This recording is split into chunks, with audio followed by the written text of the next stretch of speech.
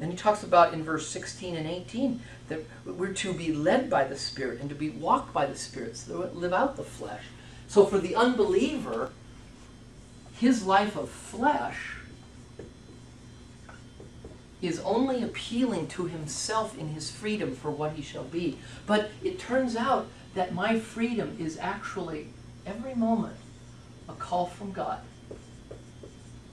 It's a call from God to walk in the Spirit. To not use my freedom as an opportunity for the flesh, but to use freedom to love and to serve. And so every moment, I as a believer can transform even the most mundane of life into the call of God. It can be used so that I can approach God and say, God, yes. A second capacity that we have is what we might call vowability. And I just kind of created these words. But vowability, it's the capacity that I have as a person to say yes to God, to say yes to reality. It's the capacity that I have as a person that in my freedom, I'm not just going to appeal to my desires and my capacities, but I can transform this moment. I can transform this moment of freedom into saying, yes, I'll obey. Yes, God, what is your will? Yes, God, I want to be open to you. And notice some of the implications about this. That means that as believers, our response is not a given. Now this enters into issues of divine providence and the concept of freedom versus kind of determinism. But at least from, I don't want to address that point in kind of an ultimate ontological way, but just experientially what it means is when I'm confronted with my freedom daily, when I get up in the morning, when I'm just kind of walking through my day, my response is not a given. That is, it's not a given that I'm going to love God. It's not a given that I'm going to say yes to God. I can actually resist this. And so that means, another implication, there is a time to grow up as a believer where perhaps we have said more often than not yes to the flesh, where I've just done my thing for the day. But the capacity of vowability, all that means is I have a capacity to walk open to the Spirit throughout the day. I have the capacity to make all the day, when I'm riding in the car, when I'm just sitting by myself, when I'm watching a movie, to say yes to God, to transform that moment, and to not live just in the power of myself, appealing to my own capacities. A third capacity that I have, and I don't know if I'd call it a capacity as much as a deforming of a capacity, but seducibility. Seducibility. And what seducibility is, this is the problem that we're going to have, is this is our capacity of vowability. It's our capacity to say yes to God when it can enter into sin and become dysfunctional. It's the dysfunction where our capacity is now being used to live out calls that are really not calls of God. They're really appeals to our needy self. They're what we might call, this is our temptation to false calls.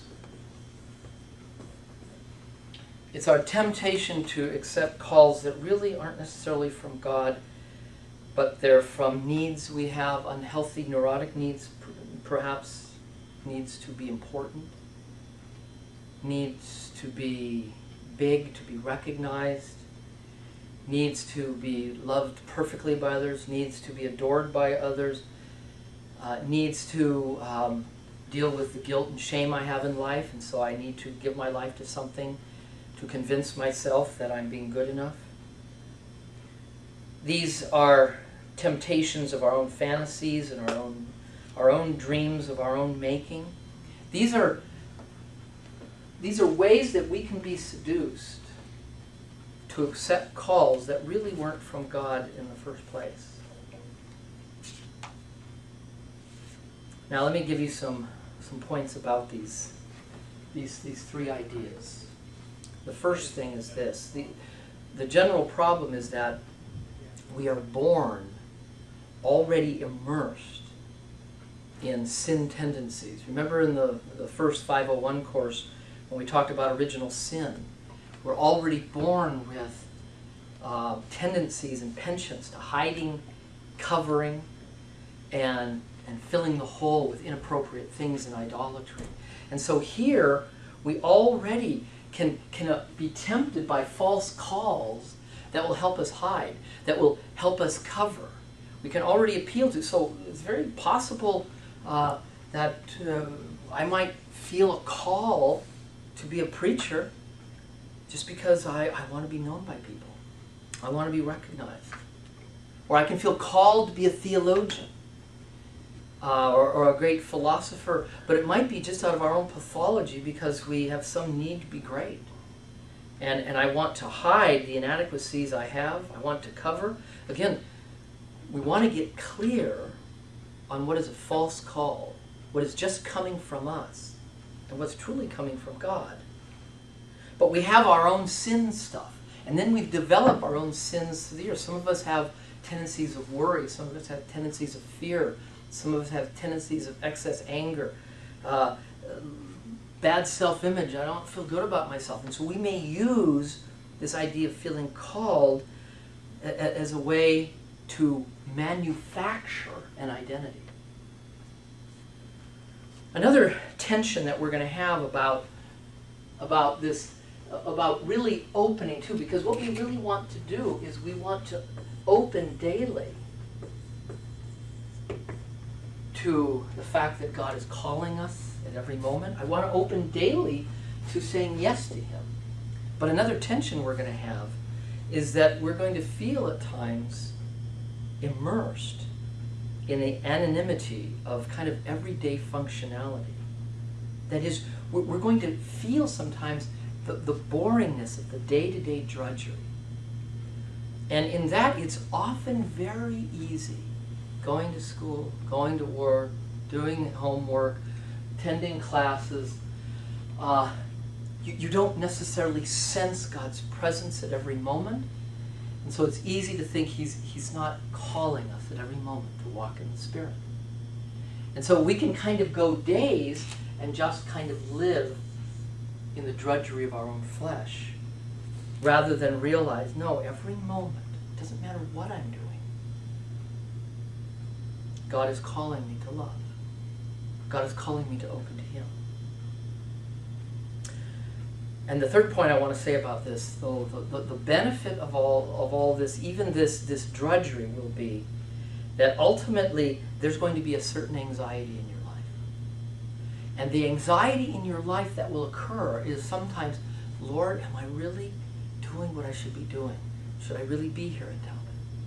Lord, am I really discovering what it is that you're calling me to do? Lord, am I really following that way? And so anxiety often leads to deeper worry. But you know what these are? These are going to be signs. These are going to be like idiot lights on the dashboard of your soul. They're going to indicate something. They're going to tell you, something's not right. I'm not sure, because the opposite of this anxiety is going to be shalom. And that's the peace, the well-being of God. And so as there's anxiety in your life, this is a great time to now follow Him in prayer. To follow God in prayer. Anxiety, the first move when we experience anxiety and worry is not to try to fix something or to work out a problem or to solve some issue. The first thing is to follow God in this. What is God doing in this? What does God want to teach me? Anxiety can be a great service. Our temptation with anxiety is going to be what some psychologists say is willful. And the willful person is the one, when they're anxious about their future, they're anxious about, well, what is the will of God for me, or just what should I be doing with life? The willful person is the one who creates his own vocation. He takes his life in his own hands, says, I'm going to create it.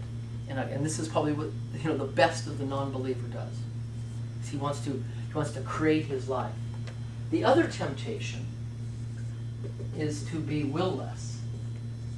And the will-less person is the one who has come to see, I'm called to nothing. My life is a waste. I've wasted my life. I've burned so many opportunities. I have wasted so many things because of sin or because of whatever's gone in my life. I'm not called to anything. And this is a person who kind of rides the waves in life and has become will-less. Both of these are sin. And of course, this is just so endemic to our life. The middle course is, this is to be open to God. This is to be willing. To listen to God. To discern. To ask God. To be open to God. What are you doing in my life? And again, our temptation is, depending on what your habits of life have been in the past, some of you are going to feel very despairing about the future, about your life. Some of you there's so much anxiety that you want to create, you want to make it. And our task is to begin to practice this. See, this is what really prayer, this is, I suppose, is part of the heart of prayer, is to be open to God, what are you doing? God, what are you doing? I want to open to you in this as I move forward. Another point about just this whole idea of our callability, our vowability, but also that we can be seduced, is that this is both threatening and beckoning. On the one hand, it's beckoning because it opens you to be alive. If you really open daily to getting up in the morning and saying, God, I'm not just going to use my freedom to do my thing today, but I'm called by you, God. What am I to do? Open. There's something beckoning that makes us alive. But there's something also threatening about this. Because the threatening part is, I don't create this all my own. I'm in part responding to another person. I'm responding to their call. And so I sometimes might get confused about this because that other person, God, may not give me all the details that I would like. And so I can sometimes get confused. I can sometimes feel unloved. I can sometimes, again, be tempted to try to take over control or just to let go and not just stay open to God, open to the will of God. This also can feel threatening at times because it may feel confrontative of my fantasies. That is, it may be if I open to the Lord, God, what are you doing today? What's going on with my wife? How should I open to my wife or my children? And how much time should I give to studies and to school and to my family? And as I open to this, it may address my seducibility.